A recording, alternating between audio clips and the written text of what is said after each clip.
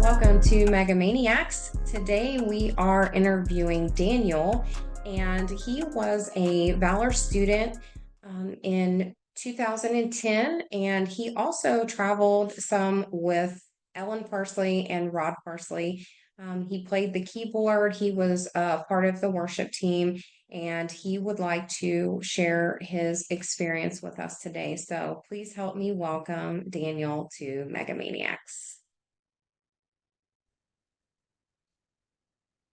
Hi, Daniel. Welcome to Mega Maniacs. Robin, I'm so happy to finally be here with you.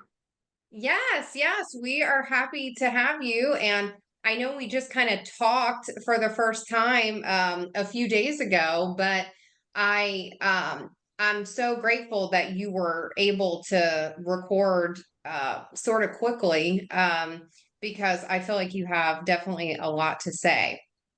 Yeah, I've been following you for a long time, and like I told you over the phone, first couple episodes were hard to watch because it just stirred a lot of the trauma up. But the more I continued to watch, the more I realized, like, wow, there's other people that have gone through things like me, and it really just started bringing healing to me.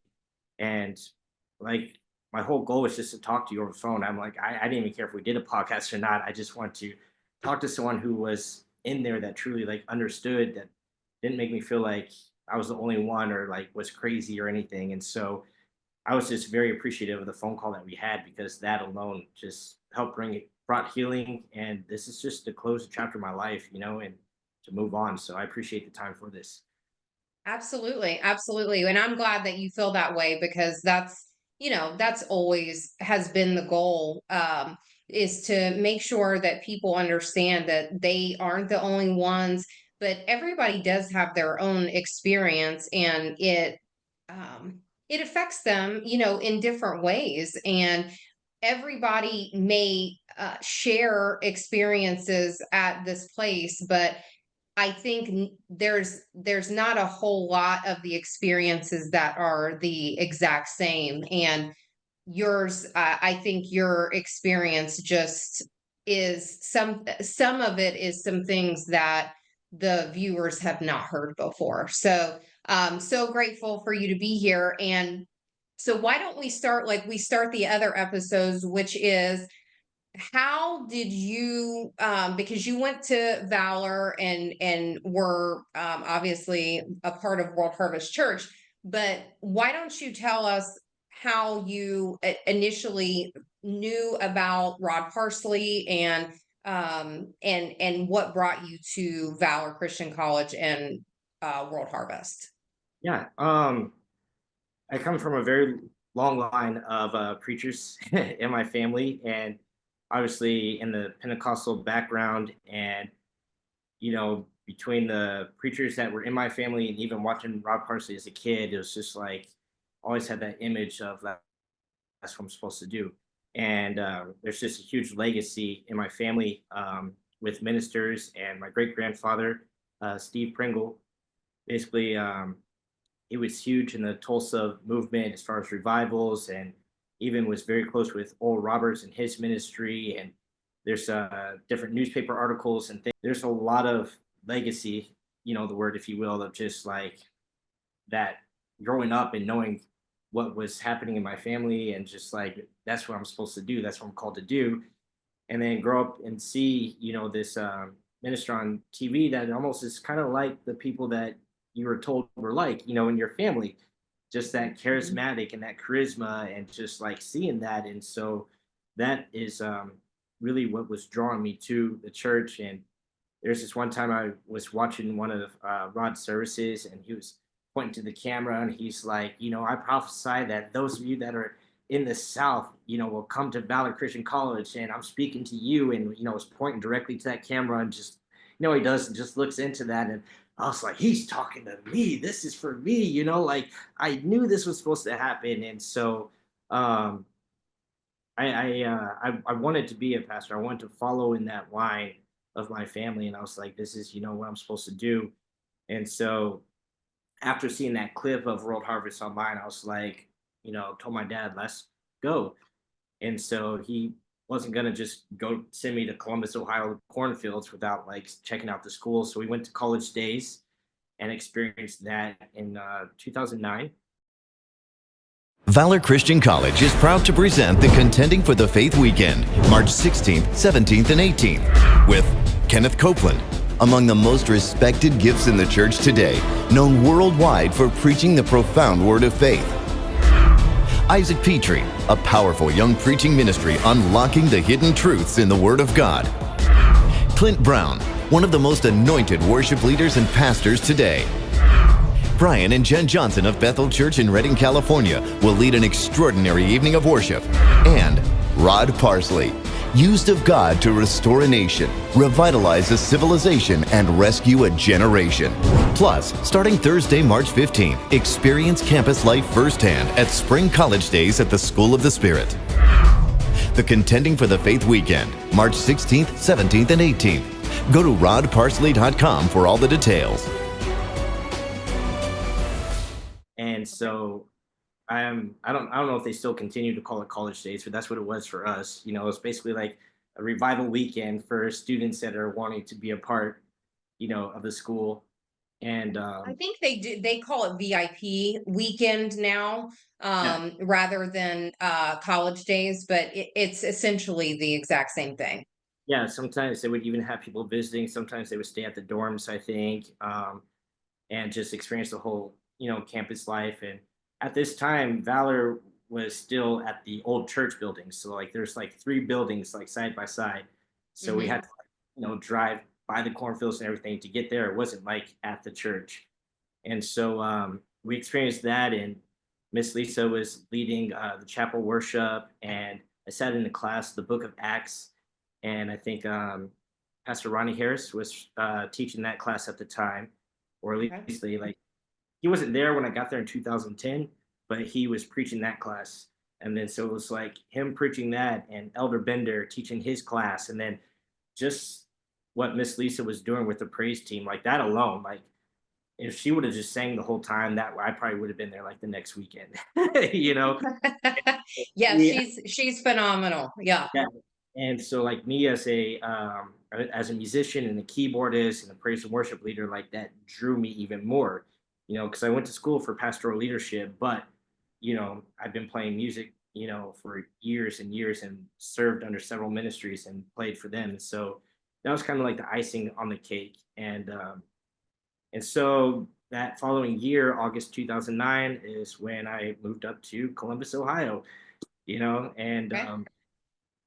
it was exciting, you know, that first move. And at that time, Rod Parsley was his whole theme was it gets deeper with distance. You know, he was preaching deeper with distance. And so I had like made one of his, you know, his cloths that he wipes his sweat with, whatever. I Yeah. had made one and had it engraved that said deeper with distance. And so like Mm. giving it to an elder to give to him, and he actually like used it and preached with it like that service. And like he had all the new Valor students line up and say where they were from and all that stuff and like laid hands on them. And so and he used my cloth for like the whole service. So I thought like, oh my gosh, you know, almost just like a celebrity. And just like so that was just like it was so electrifying and real for me, you know. Hmm. um, but when I went up there, I just had other mentors in my life just give me a heads up before going up there. And sorry, I'm like all over the place. I'm like No, no, before no. No, you're fine. You're fine. You're fine. and I I've been used a lot in ministry for my gifting and playing music, and a lot of times that's what people see first. You know, it's the gift. And so one of my mentors and one of my youth leaders told me before moving up there, like, hey, don't just jump on the keys right away while you're there. You know, like you're there to learn, you're there to serve, you know, just stay humble and just like, cause you, it's very easy for musicians, or I'll speak for myself. It was very easy for myself to just get a big head when you first get there, you know, to just kind of almost show off, you know, in a way of what you can do to try to prove yourself, you know, in a new place. And so I was guided not to go that direction, you know. So for the first 3 months at Valor, like I didn't even mention I played music, I didn't touch a piano, like I was just there and just kind of scoping things out, you know, falling in love with the place. And at the time, I think prayer was like 6:30 to 7:30 in the morning. I'm not sure if the frames are right, or 6 a.m. to 7 a.m., whatever time it was. It was this early morning prayer that they had before the actual like classes started. And so I had gone and kind of like hopped on the keys and played a little bit during prayer. And that's when people started to notice that I could play. And Mhm. so I listened to my youth pastor's, words for a good 3 months before like, you know, I think you said he told you to wait 6 months, right? he told me to wait 6 months. And so I got three, and I Yeah, consider that, halfway there, Daniel. yes, Halfway. I consider that a victory. And so before you know it, I was, started playing for morning prayer. I love that more than playing for chapel, honestly. Like that, to me, I come from a place where flowing in the prophetic was just a lot. And so I love that more than kind of the structure, your typical 1-5-4 chords, and just like, chorus, verse, like, all of that. So, but then, Miss Lisa discovered that I could play and everything, and she kind of took me under her wing. So I learned so much from her at the time, and she became a true mentor towards me. And I grew so much with her musically, and I started playing for the chapel services. Hmm. So I started getting known in the school, and making my friends, and um, start feeling like I'm finding my place and my spot at the school. And I end up, joining the soccer team that they had there. We weren't good at all at the time, but hey, I was on the college soccer team, so check that on the box. And Yeah. so Rod Parsley sometimes, or Miss Joni, and Rod Parsley's mom, who was still alive at the time, would come in and surprise and um, do a random teaching or a service or something for us. And there was a time when Rod Parsley came in to teach a class with us, and he was on this whole Apex thing. And Which is, I'm going to interject really quickly because I'm going to try to find a clip of this t-shirt or mug or whatever. But when I worked there, which was 2019 to 2022, this apex and to place a crown or jewel in the crown, the whole thing, you can say it, right? I didn't memorize it, even though it was a requirement to memorize it, but they presented that as if it was a new idea, like a new thing. So when you said it, I'm like, they were doing this back in yeah, 2009, 2010, and they presented it to us as if it was a brand new thing. So I yeah. didn't mean to cut in too Oh, much, you're but fine. You're fine. Yeah, it kind of blew my mind. I mean, I knew they kind of would regurgitate old sermons and that sort of thing, but the way that they presented this as a new idea and then started printing it on shirts and mugs and whatever, it blew my mind that this was already a thing, 14 years ago. yeah. If I'm not mistaken, like that was happening before I got there as well. Oh, okay. So like that wasn't even new in 2010 as well. Like this is just, Okay. but it was kind of a thing in our dorms to just like who knows the most PRP quotes. And Mm, I was very good at just like quoting them because I'd been watching them for so long, and just like I could just imitate it and quote it. And living in the dorms, I started realizing that there's a lot of the guys in the dorms that can quote Rod Parsley more than they can quote scripture. Like it was just like that's who you wanted to be. Like that was just kind of, at least that's what I perceived. And but that's just like how it was then. You don't see it until you're almost outside of it. You know what I mean? mhm. It's like that's why you're there. That's who you want to be. That's who you want to be close to. Like, it's just like it was all centered more so around Rod Parsley than just around the school of the spirit, and just finding your calling and you being closer to God, and just realizing that being a man of God requires you just being a man first and being before God before the whole gift and everything. Like the gift is the icing on the cake, honestly, but people And are more. now that you, sorry, I didn't mean to interrupt you. When you, I don't know if you noticed it when you were there, but when you were able to kind of look back on it, do you feel like that the environment encouraged more Rod than God, or was that something that the students were kind of doing on their own because they were like idolizing Rod? I think it was kind of the environment, and then with individual students, there's kind of like an idolization with it. Okay. You know, you got the people that really gave you God was people kind of like in the classes that you were in, you know. There's times that Elder Canfield or Elder Bender, or, you know, or certain teachers that were there at the time, like they were the ones that kind of just gave you that day-to-day walk with God. You know, it was more so in those one-on-one moments, you know. Okay. And so the whole almost chapel moments, or, you know, the men's dorm meeting moments, you know, that's when it almost became more like, can we do it like a World Harvest service kind of thing. The one-on-one Okay. moments, I feel like, were more unique sometimes. I'll say sometimes. But even when, you know, certain people in the groups got together in the dorms, it was just like the talk was, you know, Rod, if it wasn't like, we're guys, there's other times that we weren't just talking Bible, you know what I mean? But the Mhm. other times it was just like everybody trying to be somebody. And I think it was just because like that level of who Rod Parsley was and just what was being put inside of us, Yeah. you know. Yeah.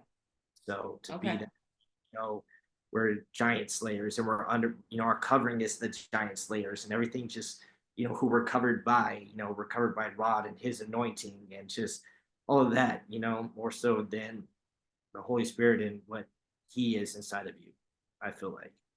Yeah, yeah.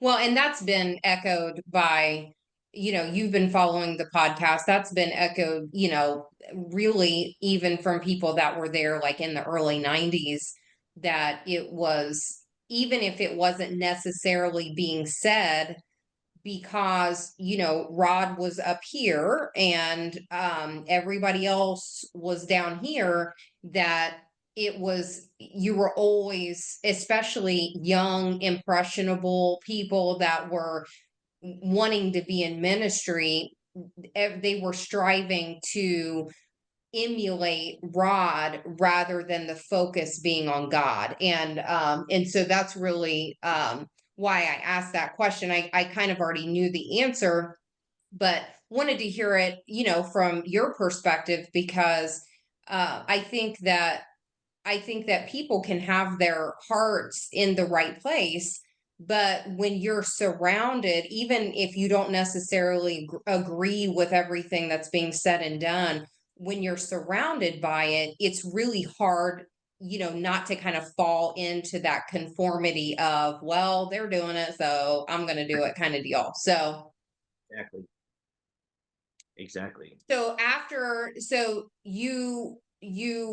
Miss Lisa, and that's Lisa Brunson, was um you were playing music, you were playing in the chapels, and then I don't know if you, the next part of this is that you start making an even bigger name for yourself as far as being a piano player. Yeah. So, you know, I quote one of Rod Parsley's quotes, and, you know, he smiles at me and gives me a high five. And I was just like, Do you in my remember head, which one it is? yeah, it was the Apex quote, you know, the Apex Oh, of you all did. quotes. Oh, okay, okay. So, you know, so Lamb of God slain can receive the reward of his suffering. That's still like art in my brain, you know. So, um, you know, he gave me a high five and a smile, and I was just like, see, I pay attention. And my friends are just laughing at me like, you would know all of that, you know. And I'm like, I'm never washing my hand again, you know, type of thing. Like, Right. it was that cool at the time. And so, you know, I was feeling like I was starting to be noticed, but on the other side, I was still like kind of trying to play it cool, you know, and just like to me, it was just like I'm still playing music. I was like, I'm a freshman there. We're not even preaching, in preaching lab yet. We couldn't even take that our first semester. So that was like my opportunity to get my preacher voice in, I guess, if you will. Mhm.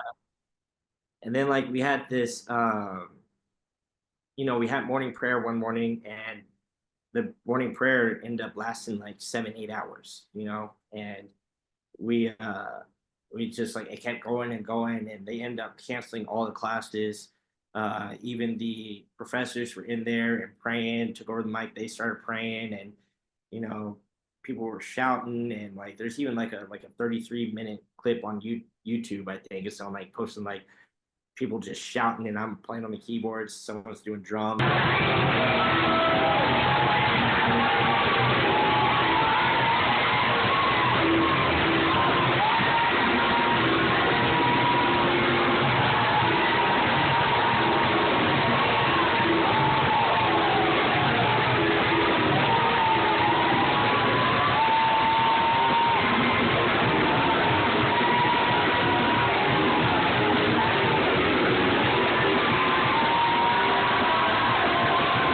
Drums, and like they were just going in.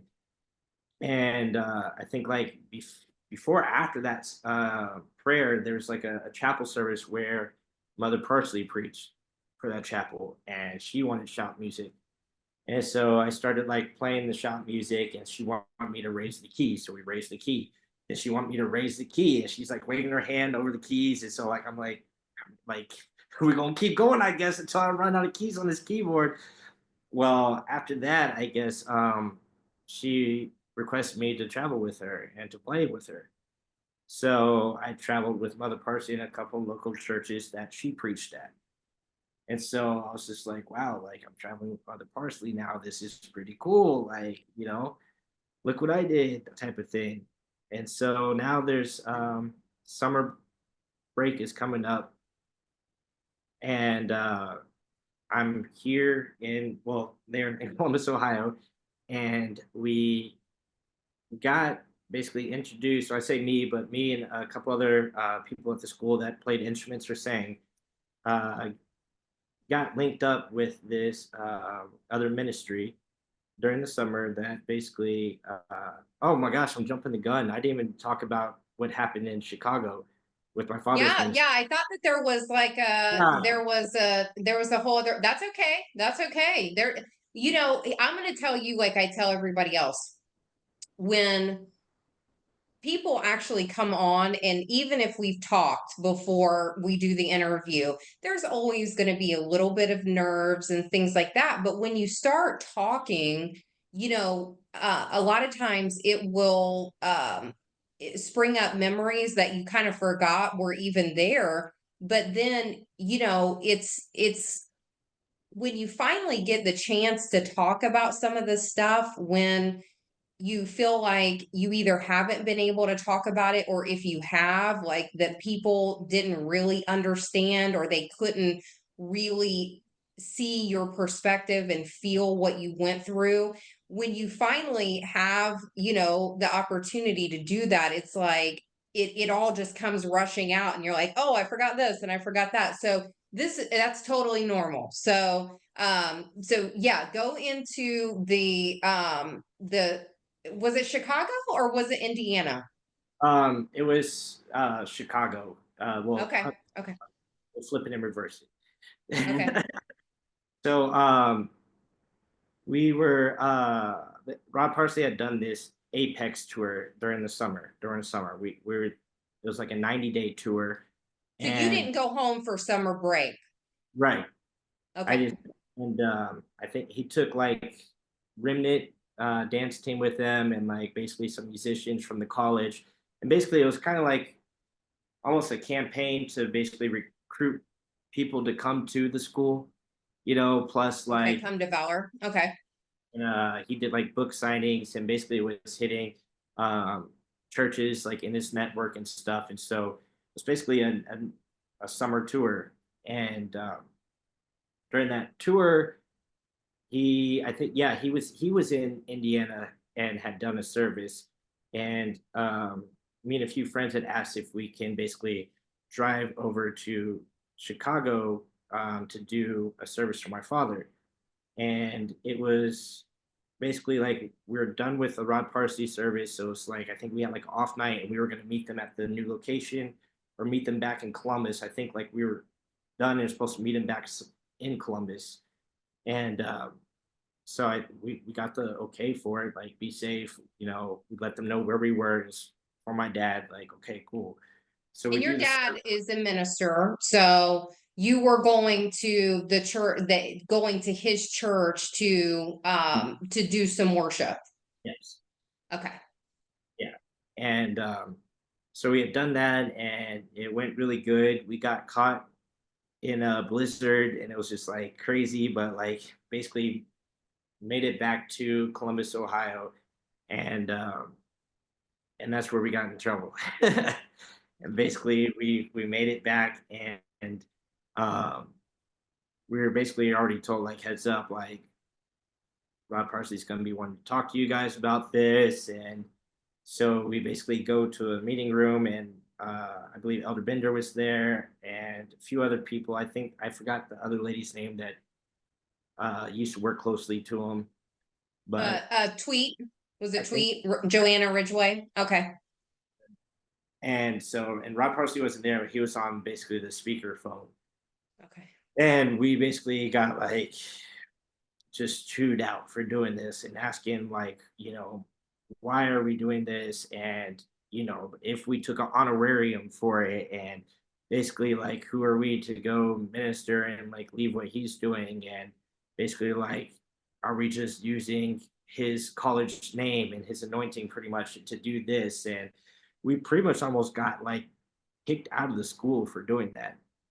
Like For we were going to your father's church. very close to getting kicked out to basically doing that. And it was like very intense, like very intense. It was a long meeting. I don't even think like I ate that night. Like my heart right now is even just like beating, thinking about how intense it was. And we were scared. Like I've never heard Rod Parsley in that tone of voice before. And just like, and I remember talking to a few of my friends and they're like, dude, like Rod Parsley was pissed. Like, it's like he was Yeah. upset. And Yeah. like, well, like now we're running like, were we doing the right thing? Like we gotta be careful. Like we can't just like we were sent here for a reason and we gotta be under him and we're covered and we gotta make sure that like, and so it just kind of put a fear in me and just like I gotta stay focused. And if that's my spiritual father, I gotta be under him. And like I can't like it was almost just control, now that I look into it, it was just like wow, like that fear and just the control like that it could have been it didn't feel like a pastor talking to even his members or just a covering talking to people that are traveling with him to help support his ministry as Mhm. well. It's just like, and I remember us thinking like, you're saying that you're giving us all this impartation in the school of spirit, like what do you want us to do with it then? Like you're saying that you're pouring all this into us, like what are we supposed to do? Like we don't get any other opportunities to do anything. This is from my father's ministry where I'm not out just traveling and preaching and raising money and telling people we're from Valor just to get a pulpit. Like that's not what this is about. But Mhm. he was taking it that way, it felt like. So it was So very did you take an honorarium? Was no, it was that for huh? my no, it was for my Okay. dad. I didn't take any money at least. I had I no didn't I didn't think so, but I know when we talked the first time, the only thing just that he helped us with was gas money.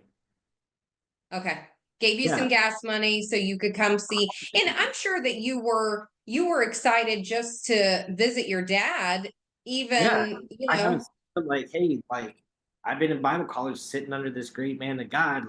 Like this is what we've been under.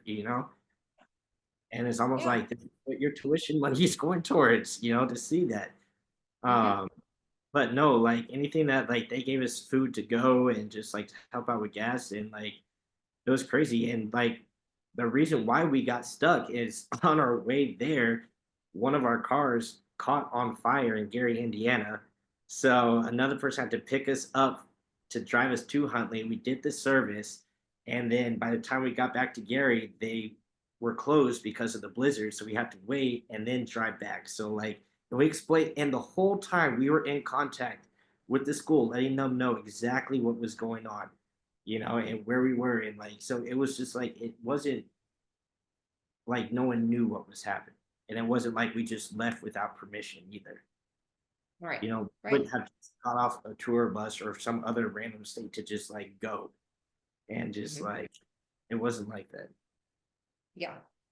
So, I'm just asking this, when you heard some of the audio from one of the meetings that Rod Parsley were that I actually put out season 1, I think it was episode 2.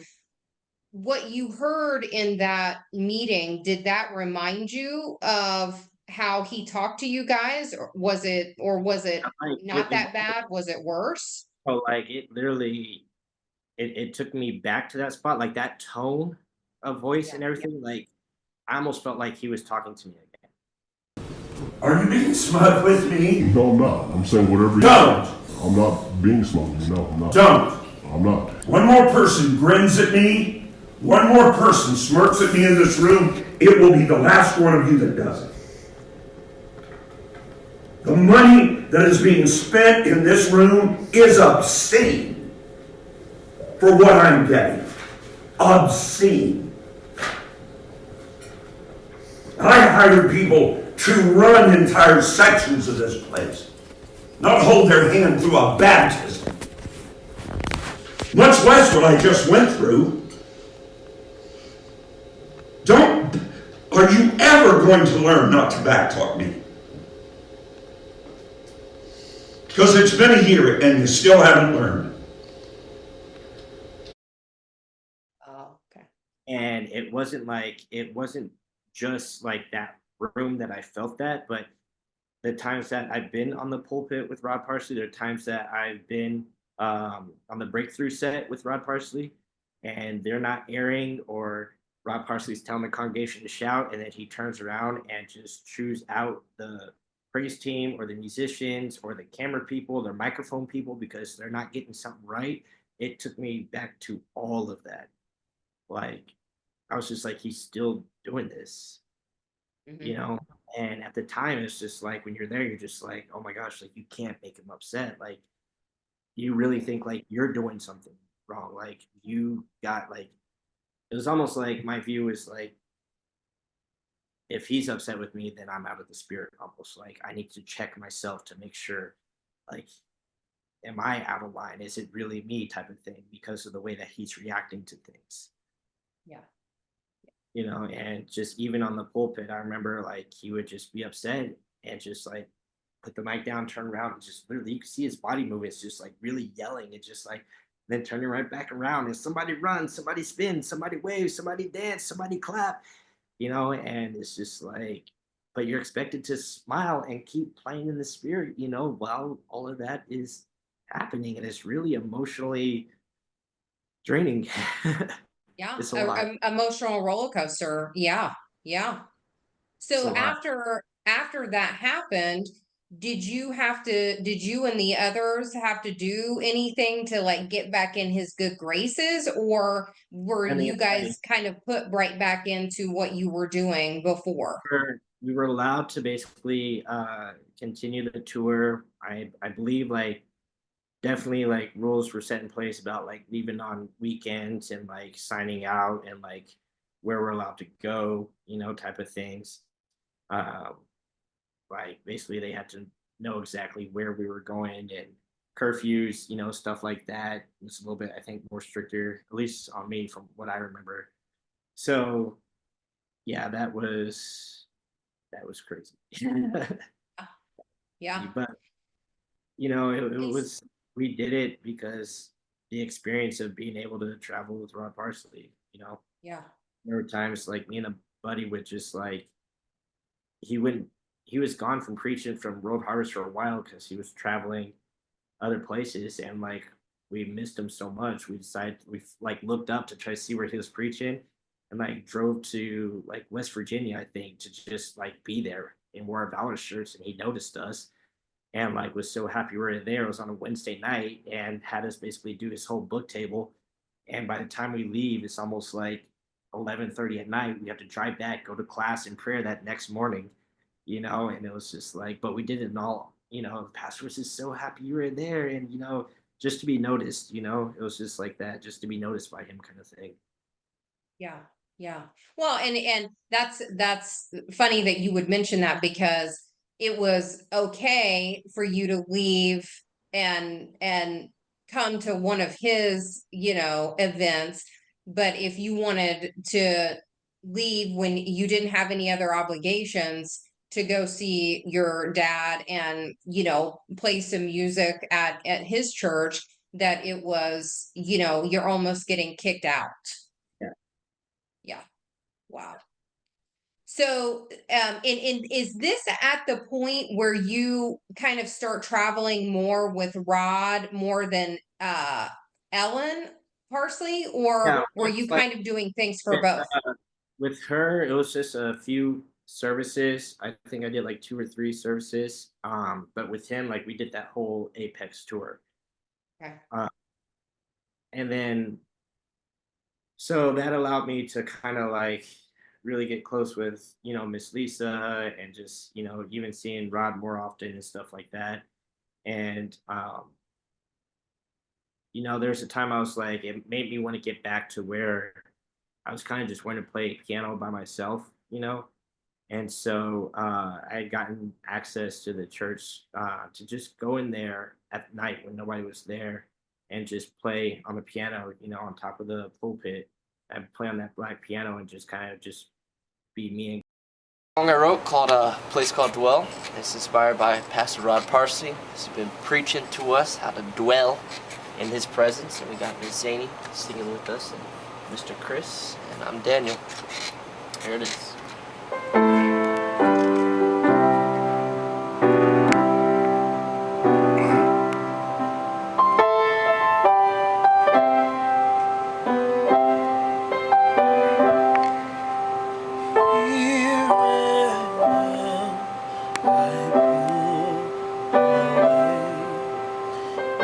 and um and I would just play, in the tabernacle just a couple hours by myself each night. And then one Sunday service that I was supposed to play for, I got there early, and I just started playing a little bit before service, while people were walking in. And they used to do prayer, before service back in the day. And so I would just play a little bit in the background, for a while it was like 10 minutes before prayer, and then it was like 20 minutes before prayer, and then end up being like the whole hour like, during prayer I would play. And there's one service, like I came home to Texas and I missed it. And when I came back, Elder Germain had told me like, hey, Rod Parsley said he can tell there's a difference, that you weren't at service playing, before church, like he noticed the difference.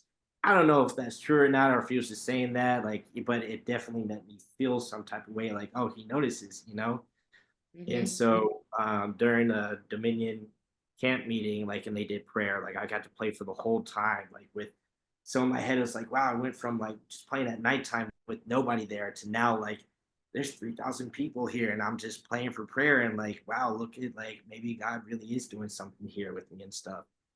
Mhm. And so now that leads us into, that summer, it's Dominion camp meetings during the summer. Yeah, in And July. Mhm. yeah, so school's not in session right now. I choose to, I don't know, I actually came back to Texas, and me and a few friends got introduced to another minister, and they were doing like this youth conference, this big youth conference, and they had asked if I wanted to do it. And I was like, well, no, I'm actually going home to Texas. Like, I'm not able to do it. And they said, well, this person said they'll fly you, back and forth just for, a few rehearsals. I'm like, who's going to fly me back and forth to do a couple of rehearsals? Like, I didn't believe it. Well, it ended up happening. And so I was like, okay, this is cool. So And who was the minister? it was, so it's called the Wave Ministries Okay.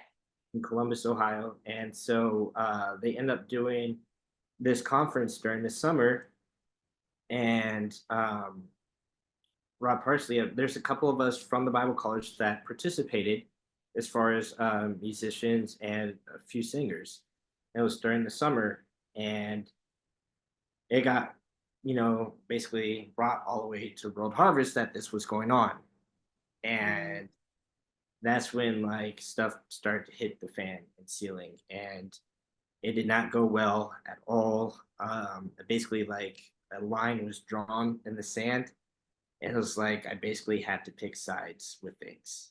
And I was told that there's a phone call with Rod Parsley that happened, and Rod Parsley saying like, if anybody's going to have a revival in this city, it's going to be like me and my ministry because we've been here a certain amount of years. Like he had gotten upset, we've been here 30 plus years, um, and from what I was told or what I remember, like this, the way ministries wanted to include Rod Parsley, with like they wanted this for Columbus. It wasn't just like this is our ministry doing this. Like they just wanted something for Columbus, Ohio, but Rod Sure. Parsley didn't have it at all.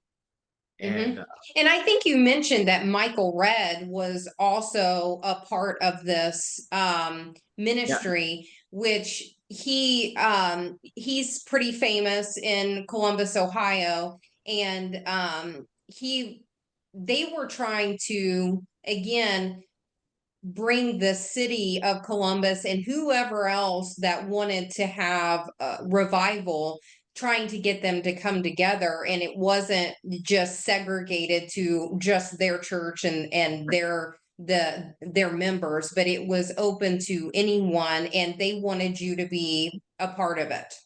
yeah, Yeah. yeah. Okay. So and I think Michael Redd reached out and was trying, and just Rod was just like just not having it, And so we had a great, wonderful service.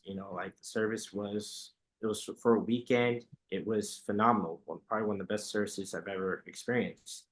And but it got back, and there's so many Bible college students that went to this service that experienced it, that loved it and rocked them.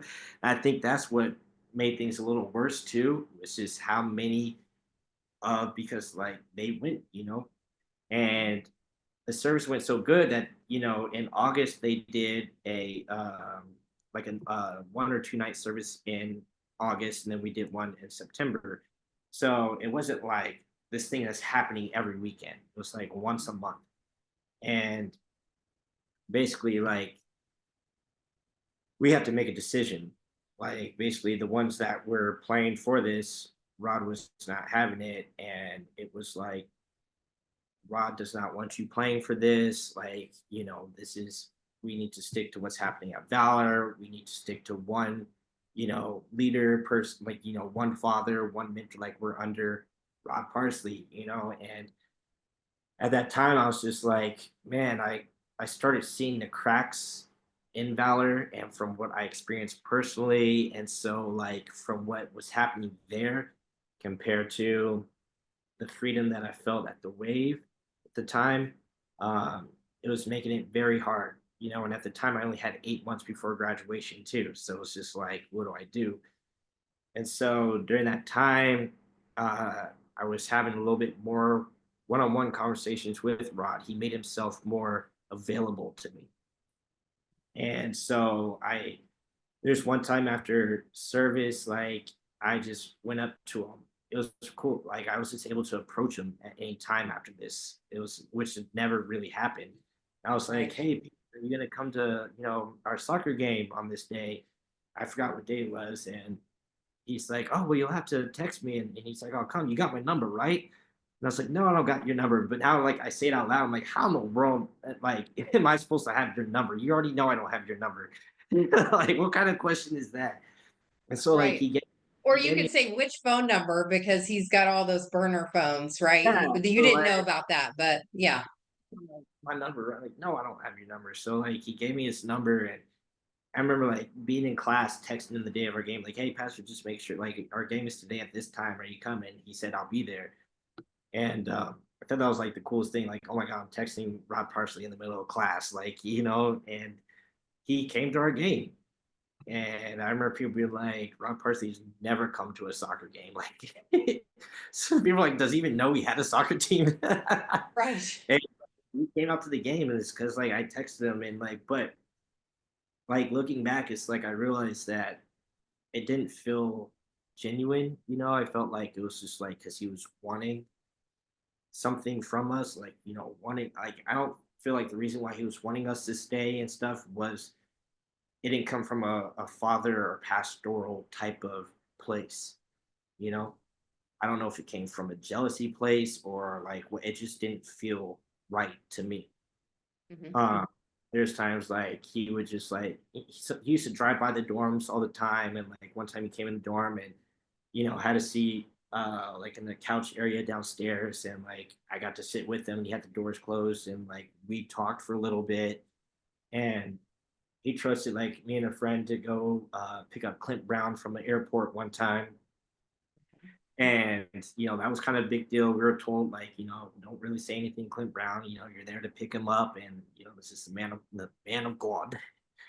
And so afterwards, we got to like go with them to his like back apartment headquarters space area, whatever he has back there. What do they call that? The A Oh, wing the or what? the quarters, Rod's quarters, kind of in the back of World Harvest Church. Yes.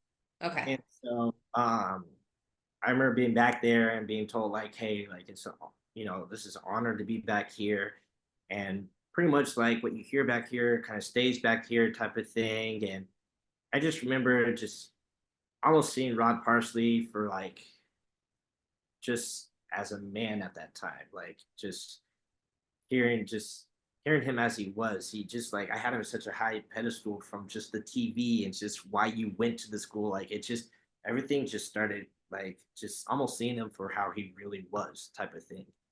Okay. Just he talked and it was just totally different than what it was perceived to us and like what was almost sold to us, if you will. Mm-hmm. So Was there anything? I'm guessing that you're saying something that to the effect of like you saw it's a con. maybe who he really was, Yeah, and not this, lights, camera, action Rod, but who he would be if he was in his home with family or friends. And was there anything that specifically happened that made you raise eyebrows like this almost. isn't the person I hear in the pulpit? I think it was just like either some of the crude humor I was hearing or just like, them either like saying something that was stupid about one of the services or whatever. And I'm just like, this whole time you have us thinking that like this is all spiritual and this is spiritual warfare. And just like to hear almost basically how carnal things got right after service, if that makes sense. Yeah. Okay. Yeah.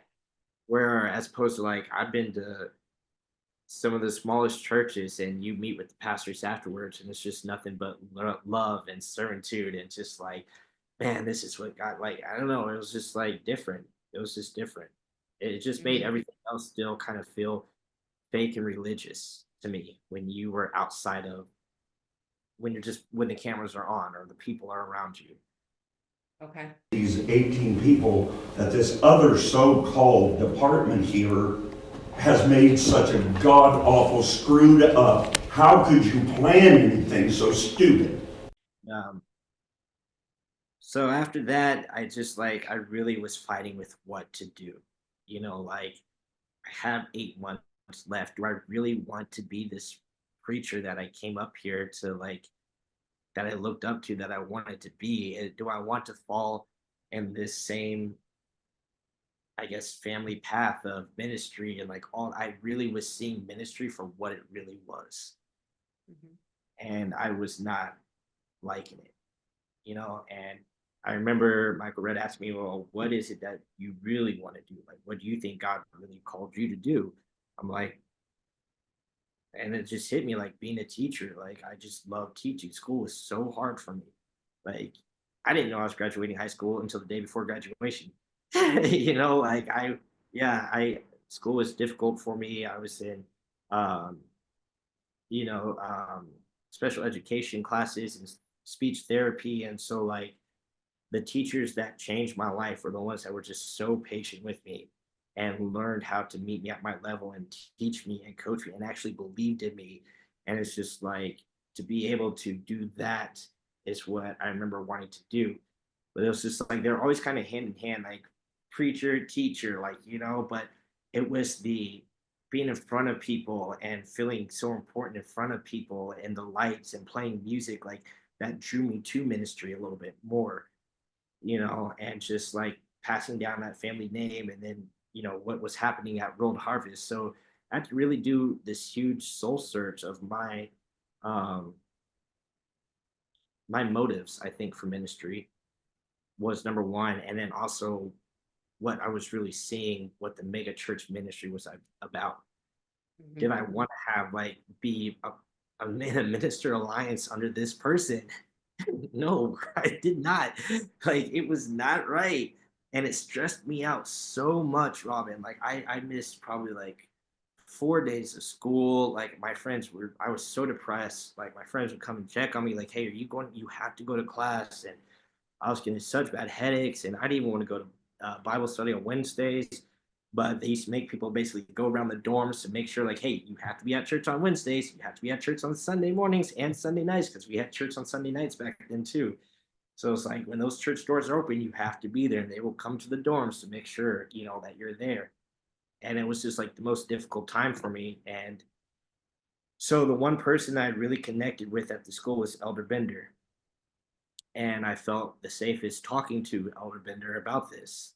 And he was the first person I talked to, and he was so real with me and just told me that World Harvest, basically there's more to God than World Harvest. And he was the most real person to me, because all these Valor students, Rod Parsley used to talk about the anointing in his left hand, because I guess someone else had an anointing in their left hand. I don't know if it was Lester Summerall or somebody. So he would say, lift up your left hand, and I'm basically, you're going to receive the left hand anointing, that I had. And I remember talking to Elder Bender, and he's like, God will anoint any hand you have. And he's like, you don't even have to have hands, and God will still use you to heal people. Like he told me that. And so he was just really real to me. And he basically expressed to me that God is bigger than World Harvest, and that there's a lot of things that go on behind the scenes, and he even told me that, he's thought about leaving a couple times. And, this was back now 2011. And him and Miss Lisa told me the same thing, because Miss Lisa was the second person I talked to. And they both said I need to follow my heart. And they both said that World Harvest just ran like a factory. And that as one person leaves, they'll find someone else to come in right away that has the same gift, same anointing, that will do the same thing until they either get burnt out or another situation causes them to leave. And then they'll just basically keep producing like a factory. So they told me to follow peace and like basically what God is calling me to do. And so I remember Elder Biller having that conversation with me on a Wednesday afternoon. And then he called me again to check up on me on a Wednesday. I think I didn't answer because I don't know if I was like coming back from work back to the school or like what I was doing. But he left me like a long voicemail around like 4:47 or close to 5. And then he preached a service that Wednesday night called like Knocking on Heaven's Door.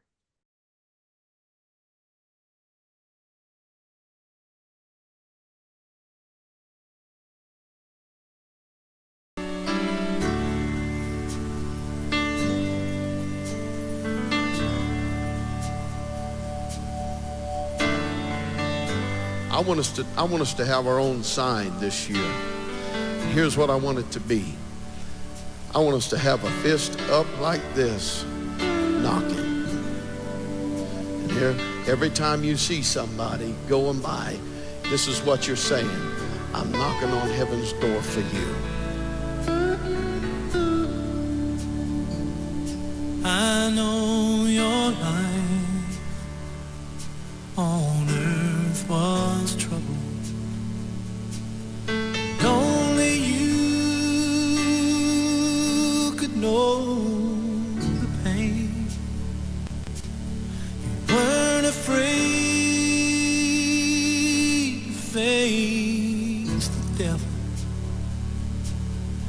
You're no stranger to the rain. So go rest high on that mountain. The sun, your work on earth is done. Go to heaven and shout love for the Father and the Son. Oh, how we cried the day you left us, and gathered round your grave to grieve. Wish I could see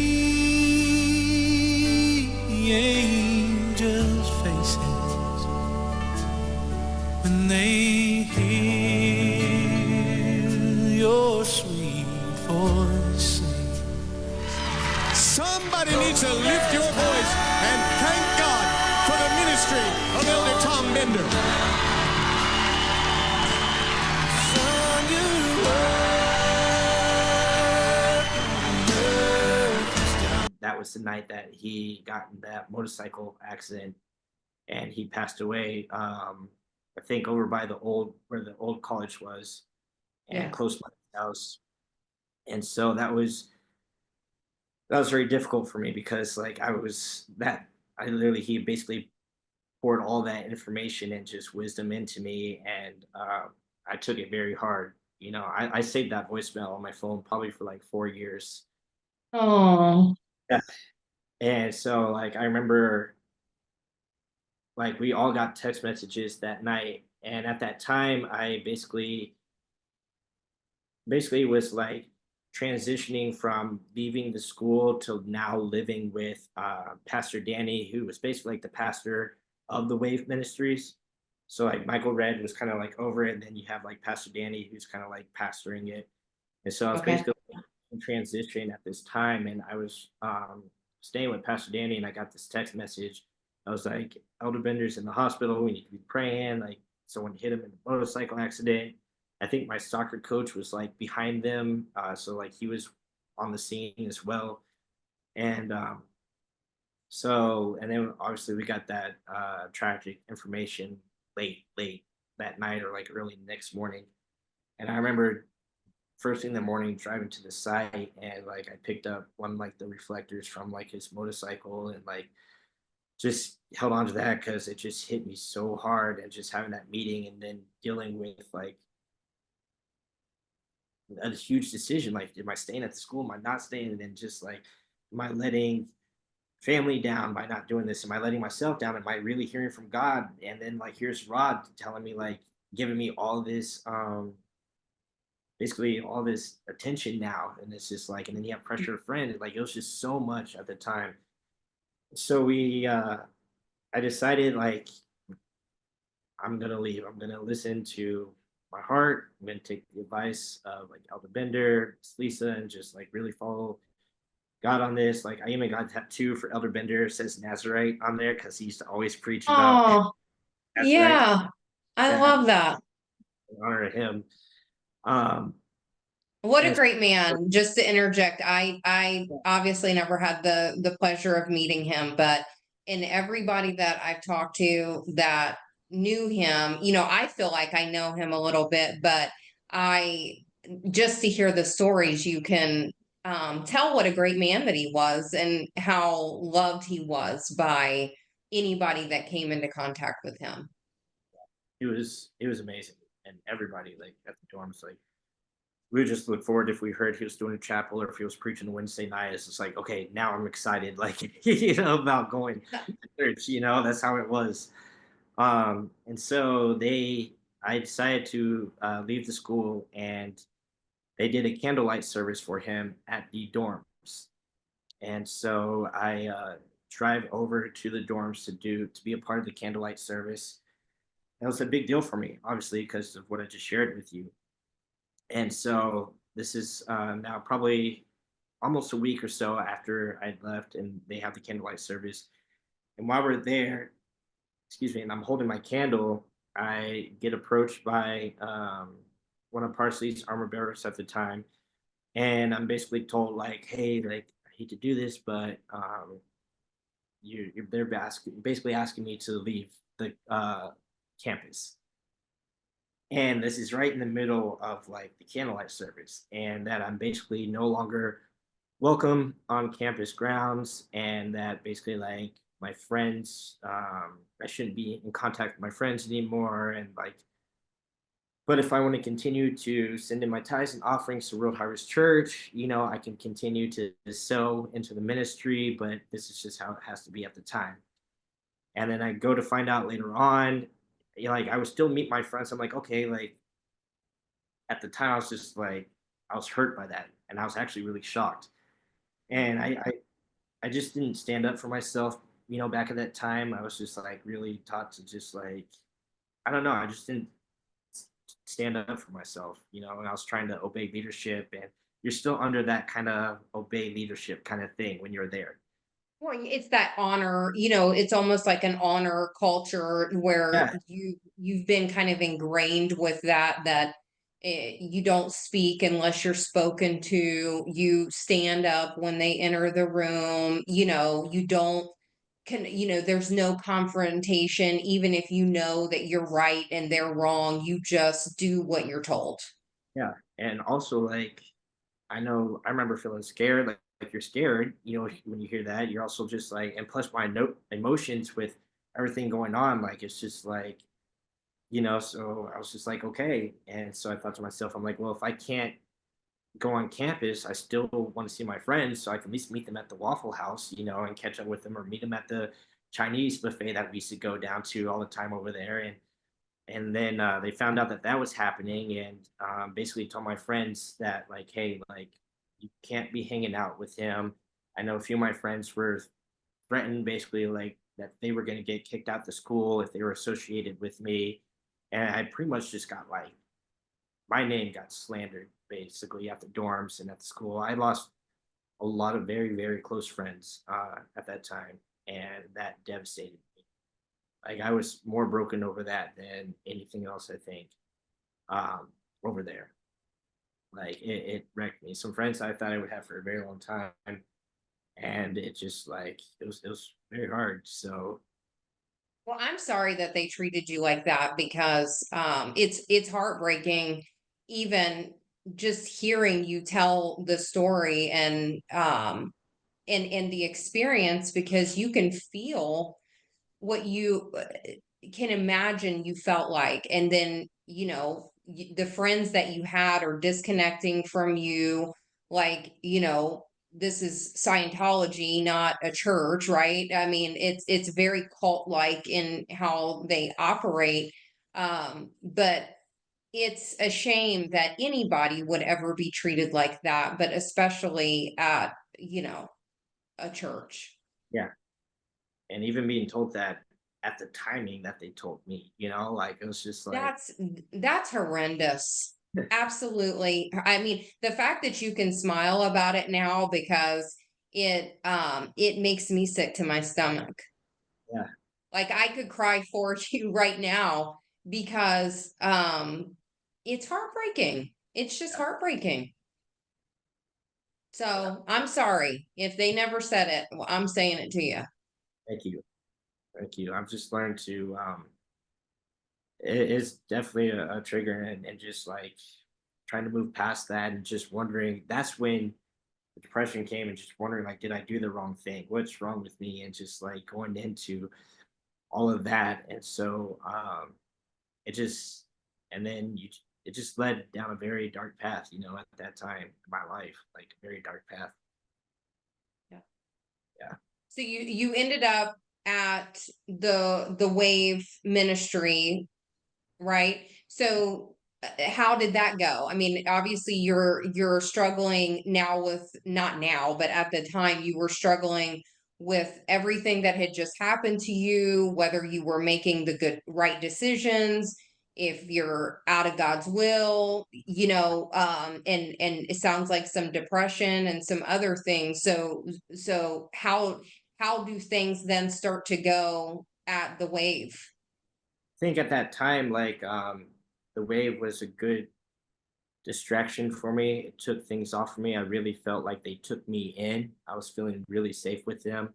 Um, Pastor Danny and his wife took me in under their house and just really began to father me. I felt mentored. I felt healed. I was just like, they made things feel like I made the right decision. It was definitely hard. I probably wouldn't have gotten through that situation if they haven't basically been there at the time to help me with that.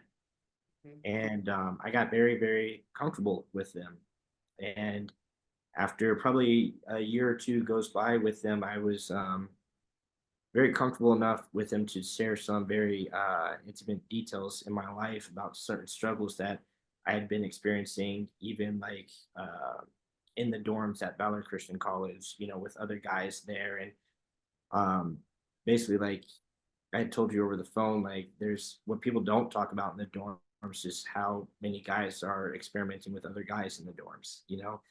They want to cover that up and act like that doesn't happen, or like, it's a spirit and we prayed it out of here, so it's never coming again, and we plead the blood one time and we're all good. But I don't know how it is now, but I know that it was definitely there when I was at the school. And so obviously that has you questioning things in your life and just like your identity and where you stand. So I felt comfortable enough, going to my leaders about that and how they received it. And I felt like how they tried to talk to me about it just broke me so much, making me feel like I basically need to start over in my Christianity, and that like I created my own idea who God was, and that like almost like I deceived them, even though I'm trying to figure out who I am, in the process. And I get that information like that is shocking, but looking back, it hurt me tremendously, and caused me to just go down this rabbit hole of just like, well, I just went through what I went through at World Harvest, and then now I'm going through what I'm going through, with the wave. Like,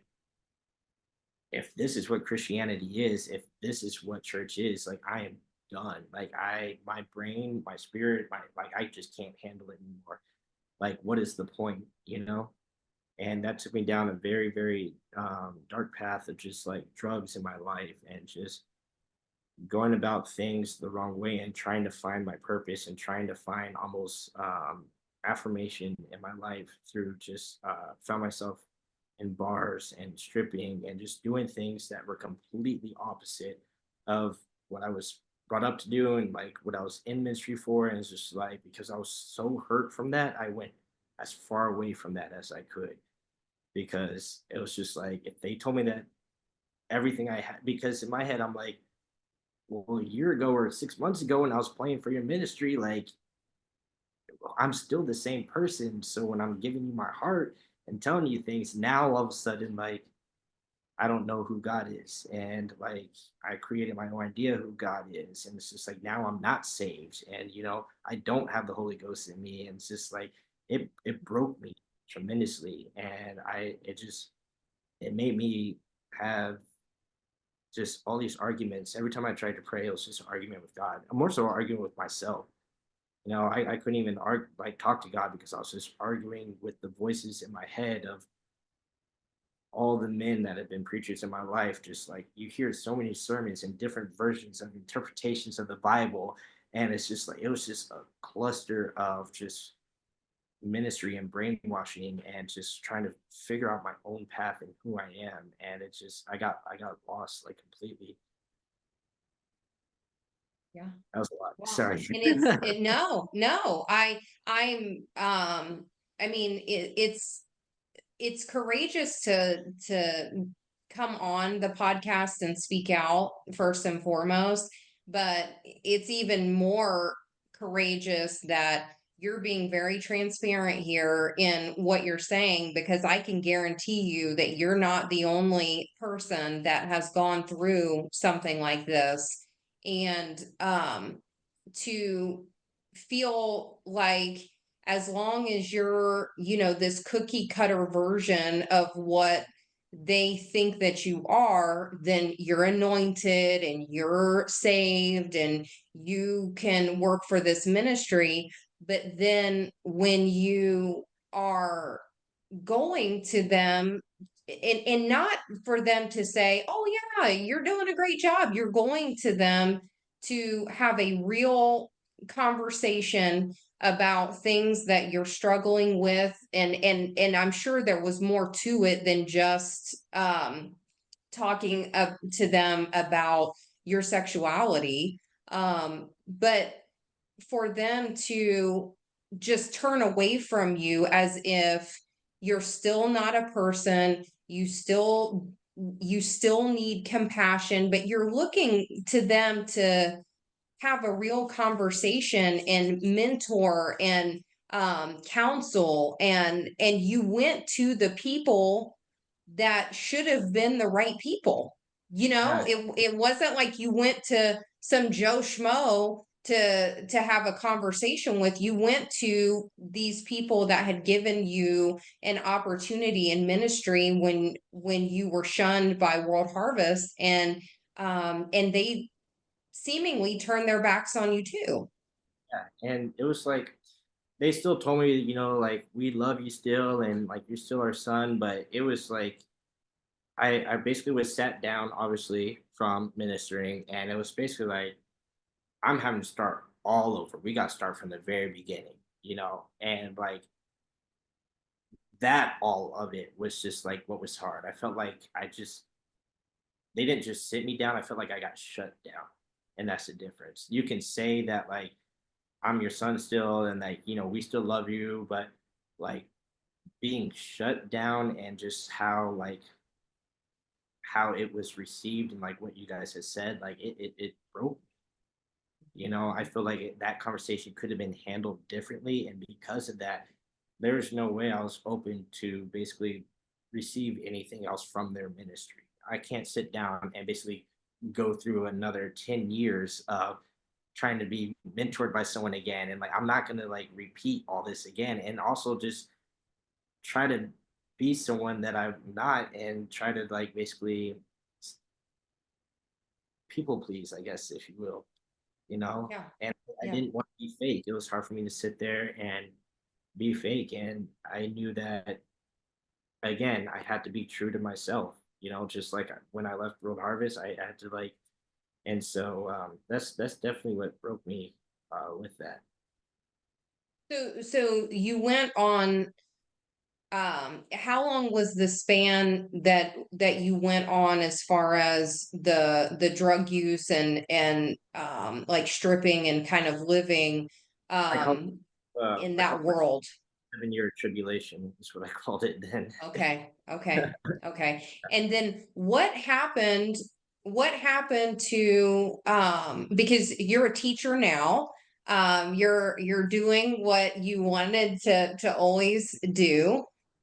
So what happened to kind of turn things around for you? It was honestly, it was my friends that I had back home that Okay. I was honest with them about my drug situation, about how I wasn't happy in Ohio, and they basically like one person's like, I'm buying your airline ticket to come back. Another person's like, I already got a job lined up for you. You can do summer camp. And then my youth pastor was like, cool, you can live with me and my family for the summer. And then we'll put you in one of our basically church internships with some of the other youth leaders in August, and you can stay with them in an apartment and y'all can split rent. So that everything was just laid up for me. So it was the support I had from my friends. Basically, when I came back, they basically got me here. They're like, "You're getting out of the cornfields." Yeah, and getting back to Texas. So, and I'm just asking this because I don't think that I did ask you, and I'm guessing that other people would want to know that are watching. You weren't just like kind of dabbling around with with certain drugs. I mean, you were using pretty hardcore drugs, and crystal meth, I think you said. And so did you have to go to like a rehab, or was this group of, because I had my own struggles with drugs myself, and I did have to go to some rehabs and habs, that like plural, before I actually got clean. But did, because that's a kind of hardcore drug, did you go, or was this group that was surrounding you kind of your accountability partners, and making sure that you, if it was in their power, they were kind of setting your life back on a better path? They they did what they could do, and then they basically encouraged me to go to rehab. I was never forced to go. I never got put in a situation where it was like you have to go to rehab or this, or like we're sending you. It was more so like, and I even told them, I'm like, I'm doing this for you guys and not for me. The first time I went to rehab, I was just like, I don't even want to go. I'm doing this for y'all. I'm doing this because, and they're like, okay, like one day it is going to be for you, but at least you're going. Like, we don't care regardless, you know? And so I think it was just it was just the love that my friends had, that were just like, we don't want to see you like this. Like, there's more to you than this. And so that was like, when I'd first gone. And so I went to rehab, and then got a job lined up. And, since then, honestly, like I've had relapses in my life. It's never easy to just, coming off of that, even when you've been in rehab, there has been triggers and traumas in my life that have still caused me to, get in that. But, you take it one day at a time. Absolutely. Absolutely. And the more that you go through, healing is a process, right? And people, I think, that either have never had to recover just from a very traumatic situation in their life, but when you add, addictions on top of that, and then if there's, childhood traumas and all of those things that you have to work through, and then, a lot of the trauma comes from this, being under this guise of it being God, and you realize that maybe, it isn't God. And so you're dealing with a lot of different factors, that it's the process of that, it's different for every person, but there's very much, time kind of reveals how much you've gone through, how much you've overlooked, how much you've stuffed down because you just don't want to deal with it. And the other stuff are just the symptoms, really, right? It's like, I'm treating this drug addiction, but the drugs are what you're using to escape reality, because you have a deeper hurt in there that you actually have to deal with. And you go through so many emotions. You're angry, you're sad, you're depressed, you can be suicidal at times. Then sometimes you have some breakthroughs and you're really happy and excited about your life, and then something happens, and then it's like you take 5 steps back and you're back to being, sad and depressed and wanting to escape reality again. And this is, and I'm speaking really more from my own experience, but I know that so many people that have had similar struggles, they kind of go through those patterns too. Yeah. Yeah. Yeah. So you're and I actually, before I ask you, I wanted to ask you this. Back to Valor and the dorms, and you were talking about, this was something that was going on as far as, guys experimenting with guys and that sort of thing. Um, do you think that, Rod was aware that that was happening? I'm sure he was. Like, I don't think that there's anything he wasn't aware of that was happening. Yeah. Yeah. Unless elders or someone, kept it from him. But I definitely know that people and higher up and elders knew, because like they would send people to come in and do a men's Bible study and talk about the lust of the eye, the lust of the flesh, and stay prayed up and stayed in the spirit. I knew that they knew what was going on, because they would have those all men dorm meetings about it, and but it was nothing that they never really. It was always kind of pushed away, in the corner, Yeah, or those. like just kind of surface level type stuff. Yeah, and I was just interested because, I think that there are times when there are things going on that, people want to believe that Rod isn't aware of certain things, and that maybe it's just the people around him that are making poor decisions, or they're not handling things correctly, or not informing him. And like I've said before, I mean, there isn't anything like down to the temperature on the thermostat that he's not knowing about and controlling. And I just wanted to know from your stance, if you thought that he was aware, and just it really just was just kind of being swept under the rug. I think it's either swept under the rug, or he just basically tells whoever, like, you deal with this situation, get it under control, and like, that type of thing. That's just my opinion of how I think it probably gets dealt with.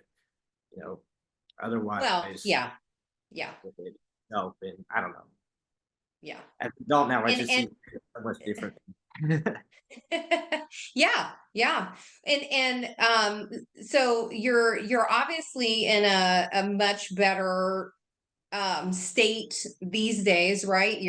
And I'll kind of let you speak to that, but where would you say things are now? Because I think it's really important for, I think most of the people that are watching Mega Maniacs are people that have either attended World Harvest or Valor, or Harvest Prep, or they've gone to a similar ministry, and where they were kind of treated in similar ways, and this is helping them not only understand what they were going through, and that maybe it wasn't just happening to them, but I think it's important to not just focus on, all this bad stuff happened, but then, start the conclusion of it is, where are things with you now, and do you have a relationship with God, and that sort of thing. Now,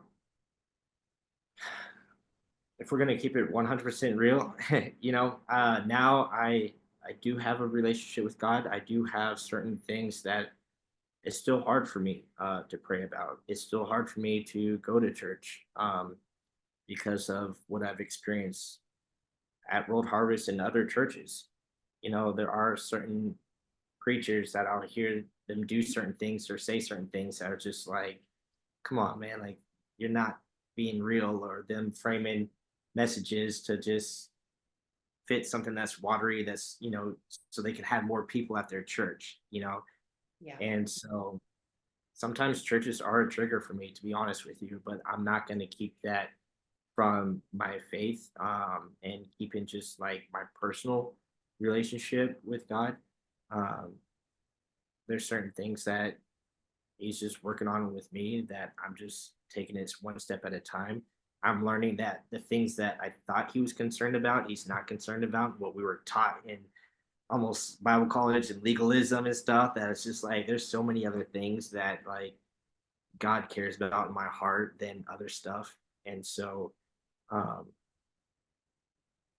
I don't remember what your question was, but to answer your question, like, in conclusion, it is very difficult for me to go to church, but it's not as difficult now for me to talk to God.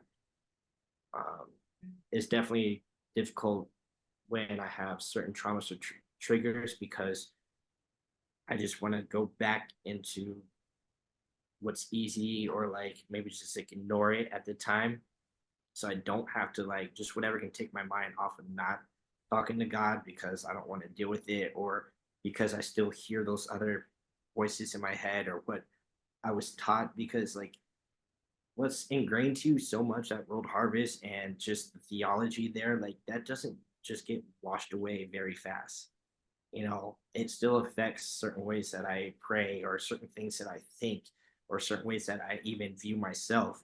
Um, so I'm fighting that right now, in my life. But Yeah. the difference is what I'm doing with you, and how your podcast has allowed me to heal, is like I'm not afraid to talk about it anymore. I used to shut down very easily and just avoid confrontation. And now I'm learning to just like heal, and healing comes through conversation and talking and bringing up things that you don't necessarily want to bring up because it hurts so much. But it's okay to hurt when you're trying to heal. I feel like. It is, and it is, and the thing too is that when we're silent and we're not open about things, that's that becomes more of a weakness inside that can be attacked. It's like the chink in the armor. And when we're open about it, and it doesn't mean that you have to do it in this kind of forum. I mean, I'm grateful that you agreed to do this, but just being able to have a group or a person that you can say things out loud with, and they're not going to be judgmental of you, but they're really truly going to listen to understand instead of listening to respond.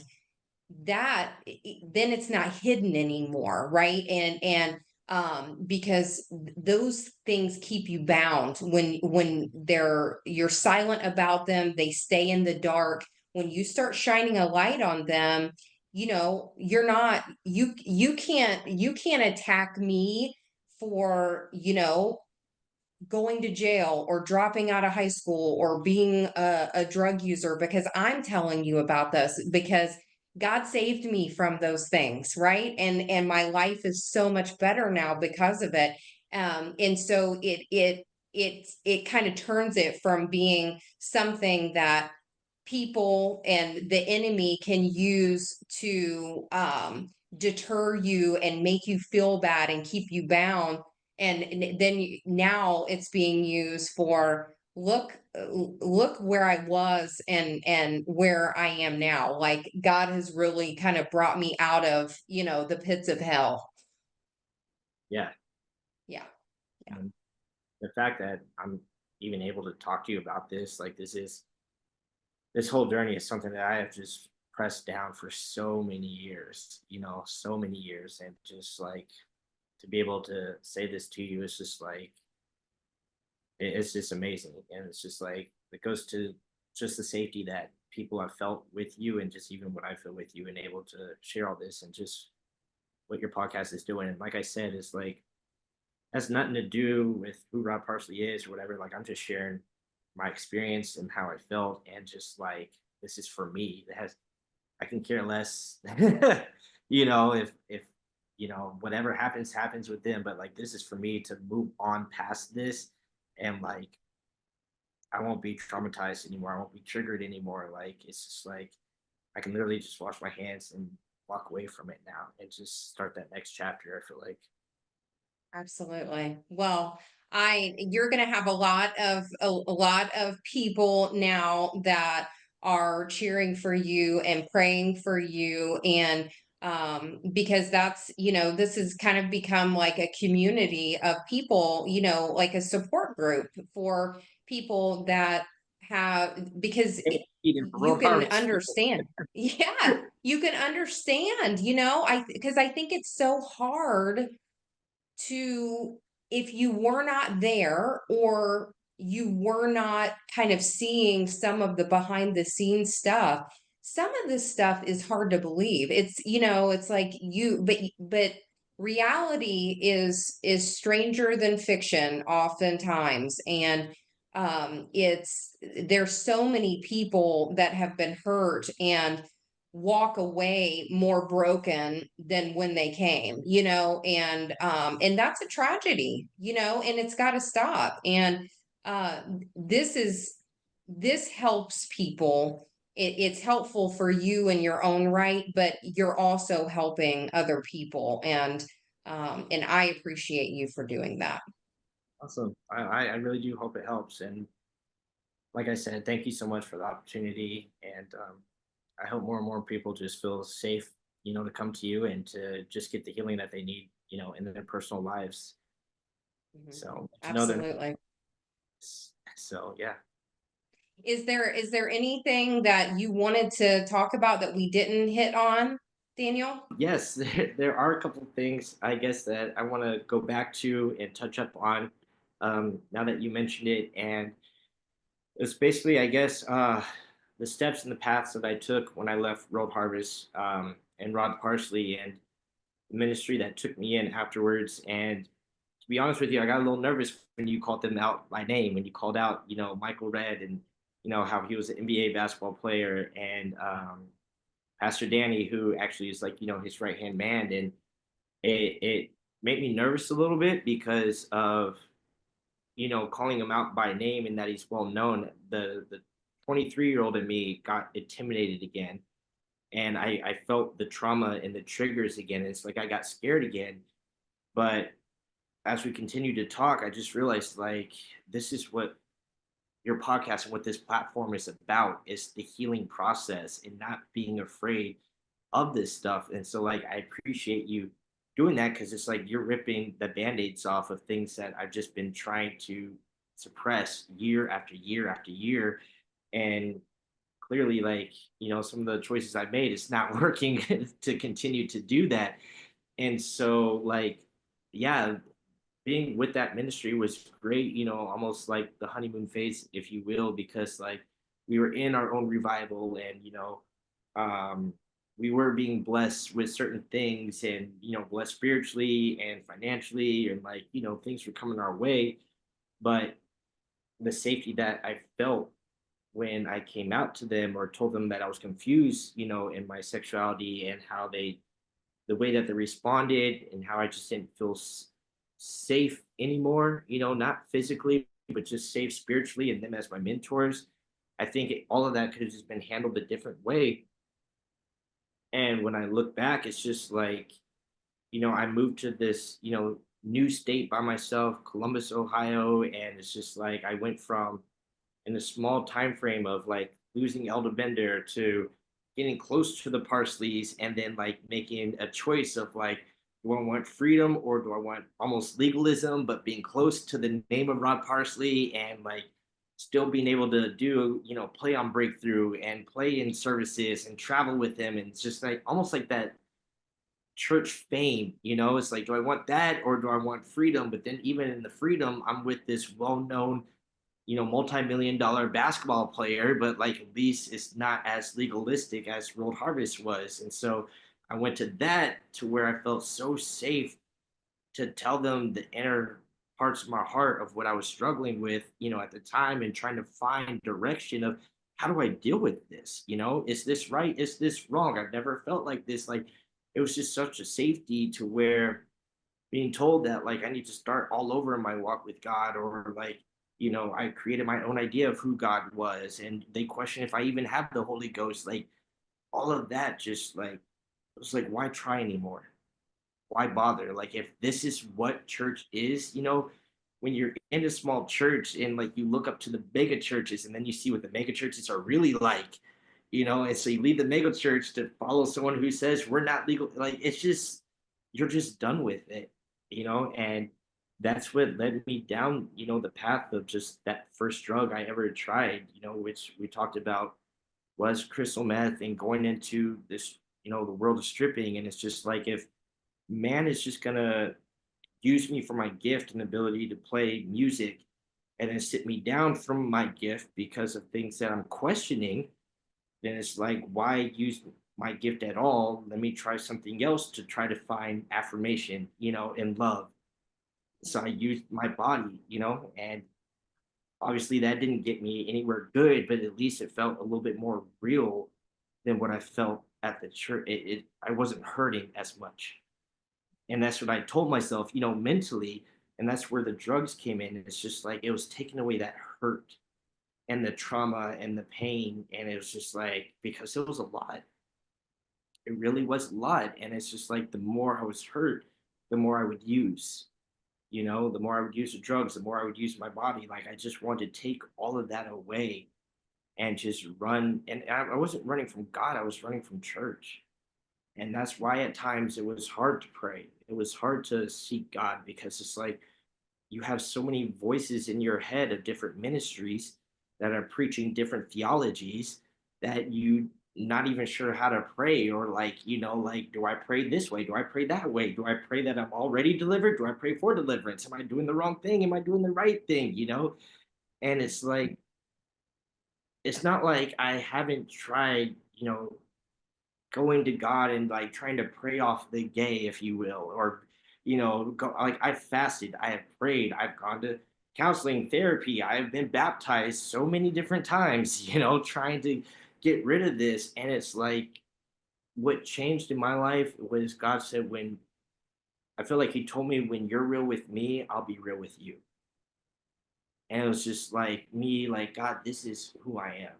And I was tired of like, I could have still served under the Wave Ministries and done what they wanted me to do. And like, I know the scriptures. If we were starting all over in curriculum, if you will, about the gifts of the Holy Spirit and all, I could have done all that and faked it and probably still been sleeping around, but depended on my gift and my patience to still get me back on the pulpit. But like at that point, what's the point of being fake? You know? And Right. with all this, it was just like it taught me to be real with God and to be real with myself. And even so, I'm still learning each day how to come across real and authentic, because it's so easy when you've been trained so long how to be in front of people, to put on that, almost that I'm Pastor Rod Parsley. Welcome. It's so easy to switch when you've been in that your whole life, that I just want to come across genuine and real. And um, that takes me back to like, what caused me to come off of drugs and the transition from Ohio to back here in Texas. And it was just like the love of my friends and coming back here and them having everything in place with me. And where I'm at now, as far as my walk with God, every Christian is different with the relationship with God.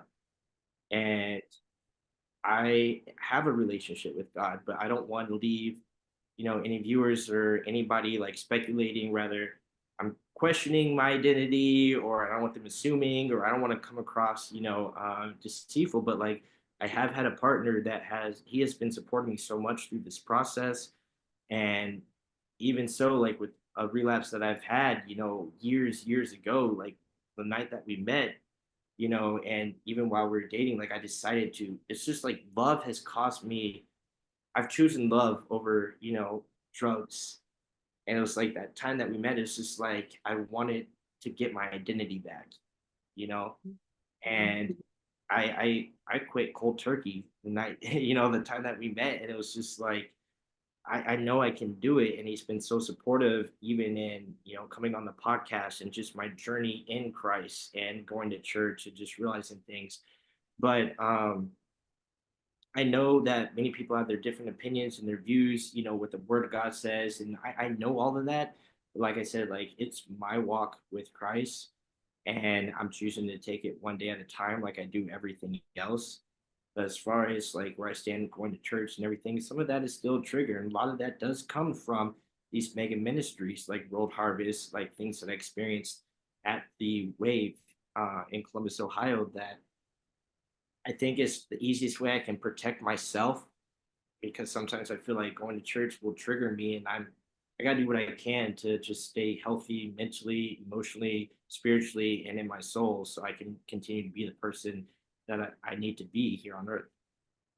Absolutely. Also, Absolutely. And I don't really feel like, um, you really said anything derogatory, towards the Wave or Michael Red. I think that you were simply stating how their reaction to you trying to have a very genuine conversation with them, how, it was mishandled, because I don't think we're ever going to agree with what everyone does and how they choose to live their lives and how they choose to vote and how they choose to raise their kids and how they choose, the schools their kids go to, and how they discipline. And, there's so many things that we judge people over. And I believe that we are supposed to love people, and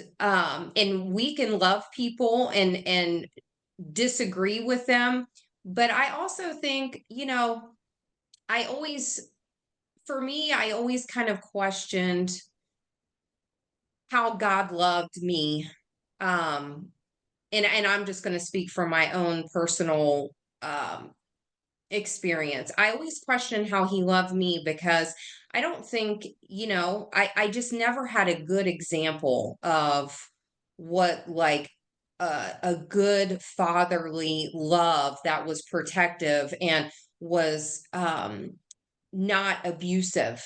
And so it was hard for me to accept that God loved me because of me, and that there were not, he wasn't up there like, like it was conditional, like, well, if you do that, I'm not going to love you anymore. Or if you do that, then we're not good anymore. And it actually took me having my own kids.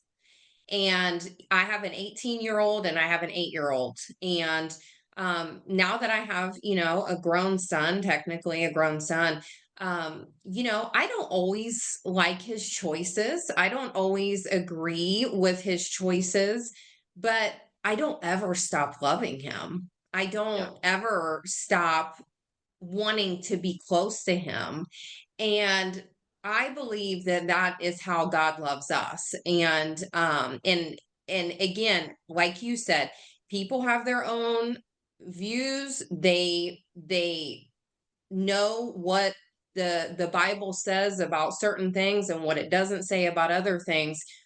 But I think that so many people are too judgmental because they sin differently than you, and they sin differently than me, and they want to judge because they think that my sin is worse than theirs, or your sin is worse than theirs, and the list goes on and on. But at the end of the day, we're called to love people, and God knows our heart, and we don't sometimes we don't need to explain it to everybody else. People that God has pulled you from rock bottom, out of the depths of hell, he knows. And I think that for me is comforting. And I feel like, just in you expressing what you've expressed, and just the transparency and the being open, because I'm sure as well as I do, that this probably opens you up for a little bit of attack, from people, right? And it's going to come. They attack me online, they attack, that's just what people do. But instead of focusing on this one thing, why don't we focus on people and loving people? And that's what we're supposed to be doing. We're supposed to have compassion. And I say that even for the Parsleys and for these other people that are just so abusive and nasty and mean, and they stop at nothing, from what I can tell, and when you escape that, when you survive that, and you are able to sit here with a smile on your face and say, this is me, love me or hate me, I'm going to be genuine, I'm on my walk with God, and I I'm focusing on that. I'm not focusing on all this stuff from the outside. And I think that's really courageous for you to do.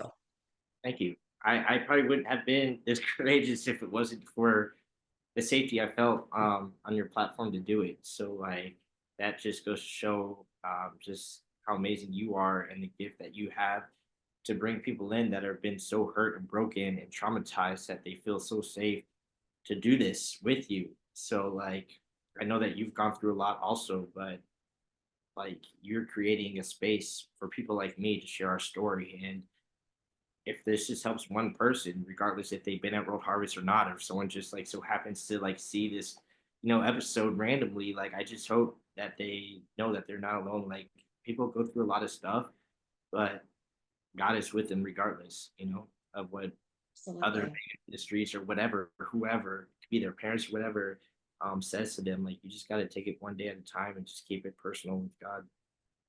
Absolutely. I agree. So I'm gonna ask you again, Daniel. is there is there anything else that you My heart would is like to clear, talk Robin. about? My heart is clear. I appreciate it. Yeah, I appreciate you. And I'm just going to say this because I feel like if we're just being transparent and genuine here, okay, we're a couple days. We recorded the the first part of this interview on Monday, right? And now it's Thursday, and we're like, okay, we're just going to wear the same clothes, and it'll be like we can just edit it in, and we're going to do that, but you reached out to me and said, I want to be completely open here, and I don't feel like I was um that I came right out and said, some things that I wanted to say. And so I appreciate you doing that, because I mean, I don't think there was really going to be any backlash had you not done it, but you were convicted that you needed to be more open than what you felt like that you were. And so I'm being transparent on the side of this is 3 days later. So I had to go change my earrings because the first ones I had on were not the right ones that I had on Monday. So if we look a little different, that's the only reason. It's been a couple days. So but again, I appreciate you, and thank you, and I'm excited to see where this goes, and I feel like I have a new friend. I do too. I appreciate you so much, Robin. Absolutely. All right, I'll say it again.